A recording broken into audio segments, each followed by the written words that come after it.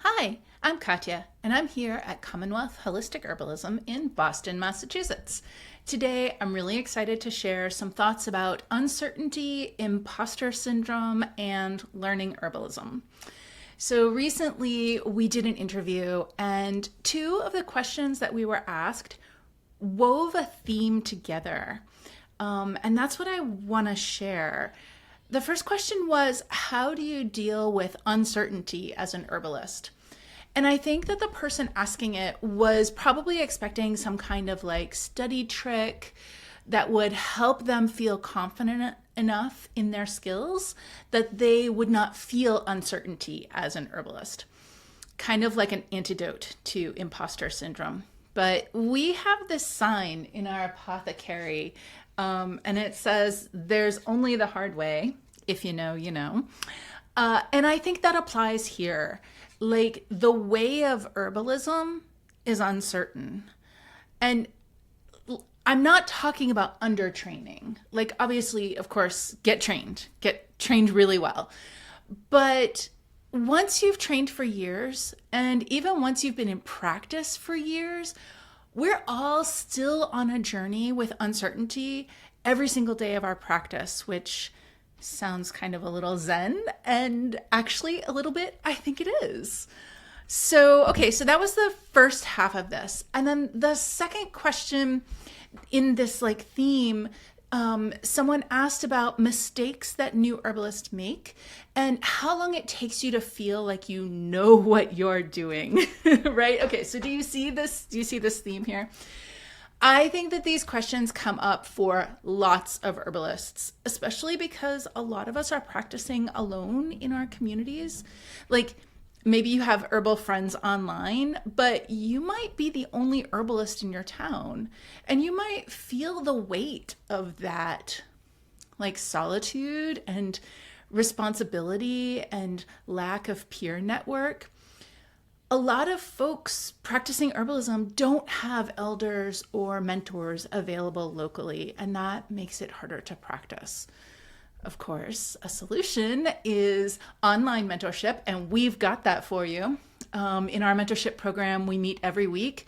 We work in clinic together. We walk through all the challenges that people have with all different kinds of cases. We build supports where you need them. We even like push on those to help you start to really feel confident about the work that you're doing. And you can learn all about that at our website, commonwealthherbs.com, or you can just send us an email. It's info@commonwealthherbs.com. So if you want to know more about that. But for now, let's think through these two issues, and hopefully it'll give you encouragement and support for wherever you are right now in your herbal journey. So this first one came in from Kaden, and they asked, how do you deal with uncertainty as an herbalist? And my immediate response was like endlessly, all the time, and also enthusiastically, because you have to be enthusiastic about uncertainty to be a good herbalist, in my opinion. And you do it with curiosity, right? Because uncertainty isn't bad news. Uncertainty means that there's more information to be gathered before you can proceed. I think that's the key. Honestly, I think as an herbalist, there is only uncertainty, like literally. There is never certainty. If I ever am in a situation where I am encountering certainty, then I know there's actually a problem. We don't mean on the level of like bitters stimulate digestive secretions. No. Okay, we can be certain about that, yeah. Right? We're talking about like more involved, more nuanced questions. Like when you're working with somebody. Yeah. And the reason that this is because everybody is different. And so no matter how many times a very strong infusion of chamomile has helped people you know with menstrual cramping, you don't know for sure that it's going to help the next person because their menstrual cramping might be different. What's going on in their body might be different. And so everything that we do is uncertain. Mm-hmm. Everything that we do is an experiment. Yeah. And so we take all of our education and all of our experience and we direct it at the problem. and we come up with a solution that we think is going to work based on the person that we're working with and the experience and the education that we have. But then we also acknowledge this is an experiment, and we're going to now do the experiment.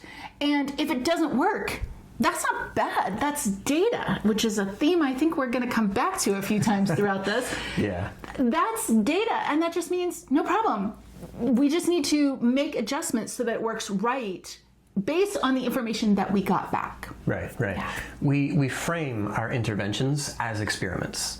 And I mean that both like for myself, if I'm like, oh, I want to try a different herb and see if that, feels similar to fennel or feels similar to ginger in my body when my stomach is upset or whatever. But also when we're sitting down with a client and we're saying, I think that this blend of herbs is going to be helpful for you for these reasons, based on what you've been describing and telling me about, and other information that we've gathered. This is what I think will help, and this is why. This is an experiment. You're going to go and you're going to try this for a while, and you're going to see what kind of results you get. And when something is set up as an experiment, that includes the expectation that some adjustments are going to be made as we go along, right? Sometimes you nail it right away. You're like, okay, you've got this kind of, digestive sluggishness and slowdown. We're going to try something that's primarily based on ginger. We're going to see if that warms you up and gets things moving. And then it does. And you're like, well, that's what I thought would happen. Right? Yeah. But other times, it doesn't work the way you expected. And the way it doesn't work is also information, right? That's just as helpful as the name of the problem or the particular type of discomfort feeling that they get and that they describe to you. The success or failure or partial success or partial failure of whatever you try is more information. And oftentimes that's what helps you get to the answer, like the next experiment is what it really gets you to, right? Until you find the thing that actually works. Yeah. So the goal of the work isn't only we're going to solve the problem, we're going to make you feel better. Even if something works, that's also good data, right? That can also tell you what else might be helpful or what else you can try. If, say, there was an herb that was really handy for you and did the trick, but what if it's an expensive herb? What if it's an herb that's hard to come by? What if it's an herb that is available now and then suddenly becomes like more often out of stock at all the herb suppliers, right? Anybody who used to buy violet every month from Mountain Rose 10 years ago probably knows what I'm talking about, right? That's not as easy as it used to be. Yeah. And so things may change on you, but gathering the data from the experiment helps you to know what you can expect to work next time. There's one other thing that I want to add here, which is that when we expect uncertainty, when we choose uncertainty as a mode of practice, that protects us and it protects our clients or our community members. Yes. Because when we approach a situation with certainty, then we are removing power from the client. We are walking in and saying, this you must do because I said so, because I am certain. And that does not serve the client. Because now they're just doing what we said. Do they know why? What if it didn't work, but they don't feel empowered to tell us that? And whatever else. If we approach every situation with uncertainty and curiosity, not uncertainty like, oh no, I'm scared to do this. Don't think of it that way. It's the curiosity. It is I'm not certain. I think this is going to work and we're going to try it, right? If you approach every situation that way, then you are always on equal footing with the person you're working with. You are in collaboration with that person instead of trying to have authority over that person. And knowing that you are collaborating on an experiment, that you're expecting feedback from them, that you are not just expecting it, but empowering them to give you feedback, to let you know, did they like it? Did they not like it? Did it work, but they didn't like it? That's possible. Right. Yeah. Was something weird happening? When you are approaching everything as an experiment, then they feel free and open to be able to tell you things. Yes. But when you approach something with certainty, then they're going to feel like, oh, I can't, maybe I just did it wrong. I can't. Maybe they don't talk to you ever again. Yeah, exactly. Right? Exactly. Yeah, which doesn't serve them, doesn't serve you either. Like we need to get feedback, we need to get follow-up with clients to really know if what we're suggesting even makes a difference. Yeah. Right. So uncertainty, we love it. Yeah. All right.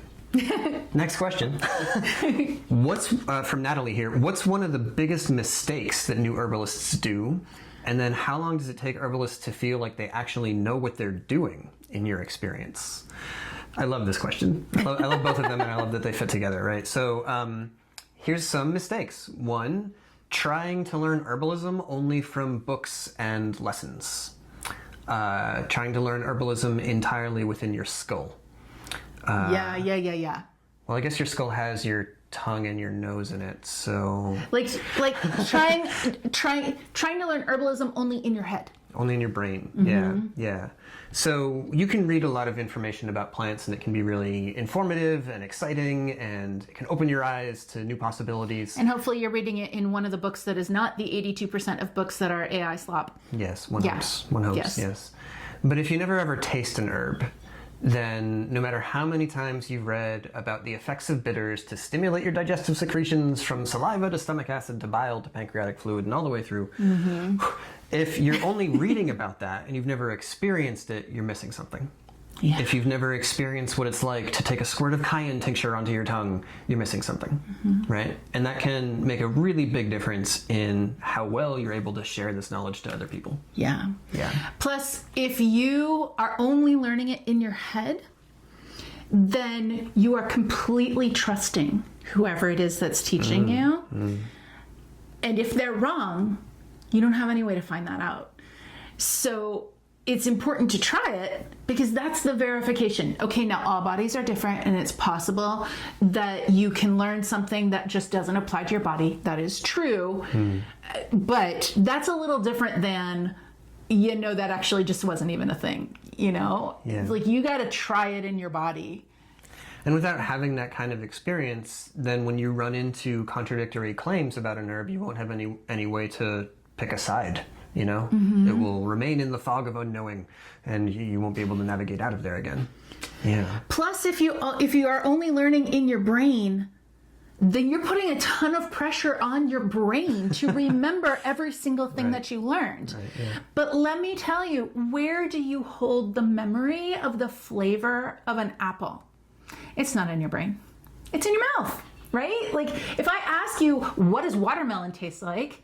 You know that in your mouth. You don't have to check your brain for that. You don't have to go to your flashcard with the information about what apple tastes like.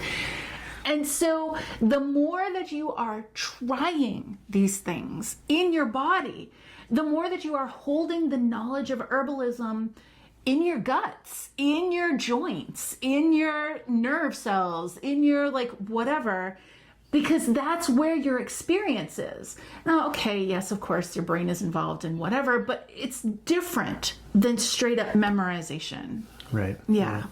And directly connected to this is another common mistake, which is to try to create a spreadsheet or a database that's going to have all the herbal info in it, right?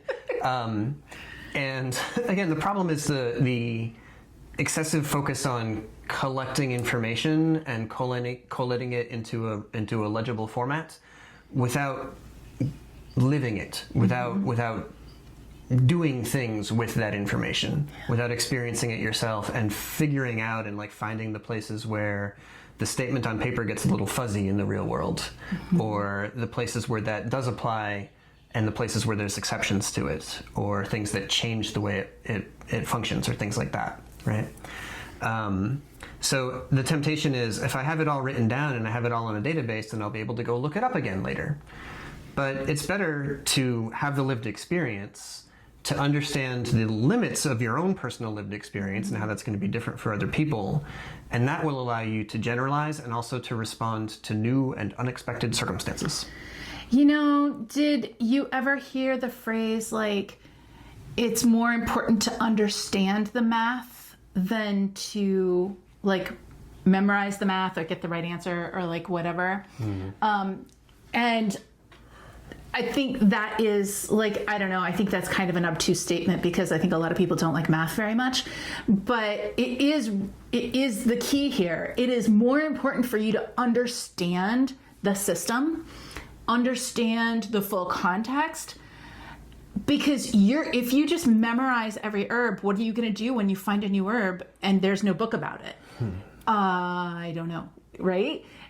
If you understand herbal actions and you understand how do you determine what the actions of an herb are, and then how do you apply those actions and where are they relevant in the body, if you understand the system, then it's really easy to insert new herbs into the system or to insert new bodies into the system with like that break down in different new exciting ways. To do things with the herb that you have never seen written down. Yeah. Which doesn't mean that nobody's ever done that before, but it's not, it's not among the first 10 things that somebody wants to include in their book, and their editor has a certain page count in mind. Yep. And, like, other factors like that really go into what's available out there in terms of the information that's accessible to you. Mm-hmm. Yeah.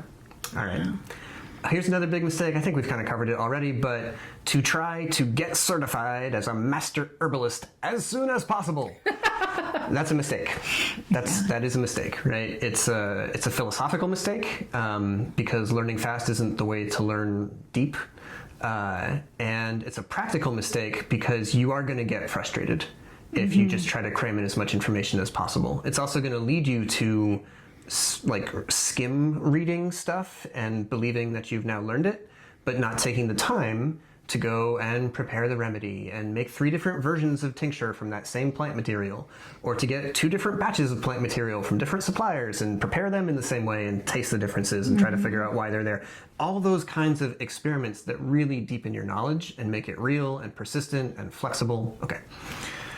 The thing is that our society kind of pressures people to become overnight experts, and you can't do that in herbalism. It cannot be done. So your friends are like asking you these complicated health questions, and you're like, hi, I've only been studying this for a while, and I don't actually know the answer to that question. And so, I think the corollary to this, or like the parallel to this, is give yourself permission to take a long time. Like, don't put that pressure on yourself, because it will just lead to imposter syndrome. It will just lead to like poor skills. It will lead to you feeling bad about the work that you do. Society is not going to say, oh, it took you 10 years to become an herbalist. Good job. Like, they're going to be like, how come you didn't do it in 1 year? But all the herbalists are going to be like, good job. You gave yourself 10 years. You gave yourself 20 years, whatever. Take permission for yourself. Like, demand that permission, because you deserve however much time it takes you to develop the skills that you want to develop. Yeah. And even if the whole world thinks you can be an expert in a weekend or whatever, they're wrong. They're just wrong. And you don't have to put that pressure on yourself. Right. And you don't have to put the pressure on yourself to get outside of your scope of practice, comfort, capability. Yeah. Right? Which is another thing that happens when people are like, I have to be, a full-fledged, complete, herbalist who can do anything as soon as possible. Well, you're not going to be. And then that means that you're going to start finding yourself trying to do things that you're not really ready for or able to do safely or to think through carefully, So we don't like that. That makes us worried. The wise woman at the edge of the woods, she's not young. She's never young, right? You don't have to learn this fast. It's impossible to learn this fast. So if you feel like you have to, you're literally torturing yourself. Yeah. Don't do that to yourself.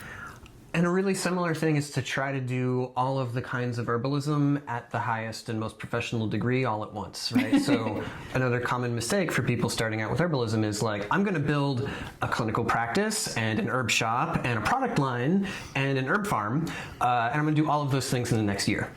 No, you're not. You're not going to do all those things at all. I'm not going to do any of those things. Yeah, because those are all really big undertakings that are going to have a multi-year plan to fully grow out. And any one of them is at least a single human's entire focus and energy budget. Mm-hmm. Oftentimes more than one human. Yeah. I mean, also it's not legal. So well, there is that. There is that. Yeah. But, there's not a lot of regulation on herbalism, but there is some. And if you want to sell products, you are not actually allowed to do teaching or clinical work.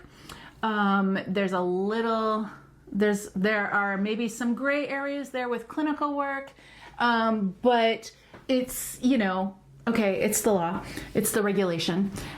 On the other hand, in this case, like, a lot of people think that this is a bummer. Like, they get mad about this regulation. But I think it's hysterically great, because the reality is they made a regulation that just reflects reality. Because actually, you cannot do all those things at the professional level. Now, you can certainly grow some herbs. You can certainly, and you should, you can certainly make some medicines. You can certainly, whatever, but like, if you run an herb shop, you can make a bunch of medicines to sell in your herb shop, sure. If you're a clinical herbalist, of course you can make a bunch of medicines and whatever, but like, at a professional level, that is going to burn you out so hard, and then you're not going to be healthy, and also you're going to hate your job, and also you're just not going to be able to maintain it for very long. And like, there's so many examples of that happening. So it's kind of funny that the regulation actually is completely aligned with what's actually healthy in a holistic way for humans, because it doesn't always happen like that. Yeah. But yeah, it doesn't mean that you can't, like, live on a homestead and farm a bunch of, small scale farm a bunch of herbs, and then also be a clinical herbalist. But just don't try to make all of those things a job. Right. Because it'll just hurt you. It's too much for one person. Yeah. So the other part of Natalie's question there was, how long does it take herbalists to feel like they actually know what they're doing? And it's a good thought, right? Does anybody feel like they know what they're doing? Well, not 100% of the time. Right. I think that's where #adulting comes in. It's also where the uncertainty discussion comes in. Like, I can go into a consult and I can say, like, I know what I'm doing because I know how to navigate uncertainty, right? Which is different from, I am completely familiar with all of the medical diagnoses and rare diseases that this person says that they've got in their history. Right. Those are two different things. Yeah. I think the number one thing that every single mentorship student says when they really start working in clinic, and they start working in clinic after several years learning all the beginning and intermediate material, right? The thing that happens for every single student is they say, oh my God, I really don't know anything at all. But not in a despairing way. Like, it's almost like a rite of passage, because it literally happens to every single one. And so we'll be in roundtable and somebody will be like, and this is when I realized I actually don't know anything, And again, they're not realizing that in, like, what have I been doing with my life? I don't know anything. I'm so depressed. No. They're realizing it in that way of, like, everything that you studied to get to this point was just the vocabulary. It was just the beginning. And then now we're going to write poetry, but, like, metaphorically, right? And so it's like a whole new world when you start working with people and you really start seeing that every single person is totally different. And knowing all the herbs is one thing, but, like, oh boy, now how am I going to present that to this person? And how am I going to, like, make it fit for them? And how am I going to, like, engage them? And this person's really quiet and shy and I want them to collaborate. And how do I draw them out? And, like, all these places where now it is about sharing it with somebody in a way that's going to be profound and change their lives. Whew, that's hard stuff. And so when students say this, every time I feel like it's a huge party. I'm like, yeah, you're in the club, But the thing is that they also seem to feel that way too. Kind of like when you get to a certain level, you just give up all those ideas around certainty and around knowing things, and you just realize that every single situation is different. And there's something freeing about that. Back to that idea of uncertainty. Like, there is something freeing about realizing that you're not actually certain. And that doesn't actually impair your ability to do the work. In fact, it invites the people you're working with closer into collaboration with you. And of course, you can always say, I need to look that up, or I need to talk to my mentor about that, or whatever. And then other things you'll be like, well, I have 6 ideas in my head. I'm just not certain which one is going to work for you. Oh, okay. Well, that's an invitation to collaboration, right? Yeah, for sure. Yeah. once upon a time, Paul Bergner taught some classes at some herbal conferences, and they were titled "How to Become a Master Herbalist in 30 Years or More." And that one, I'm pretty sure everybody who's ever heard that, it really sticks with you, and definitely true for me, for us. Yeah, I think I want that as a poster on the wall. We've never done it, but it's fantastic. Yeah. Right? Because it's just basically saying, you're not going to do this fast. You don't want to try, but slow and steady practices like opening up a Materia Medica book every day, tasting several herbs every day, doing like blind experiments so that you like develop your senses and your capacity, doing formulation experiences like we were talking about before, or ways to reimagine a case and multiply the experience you get from it each time. These kind of things are what helps you to get to that place of confidence within uncertainty. Yeah. Right? That's what we like. That's what we like.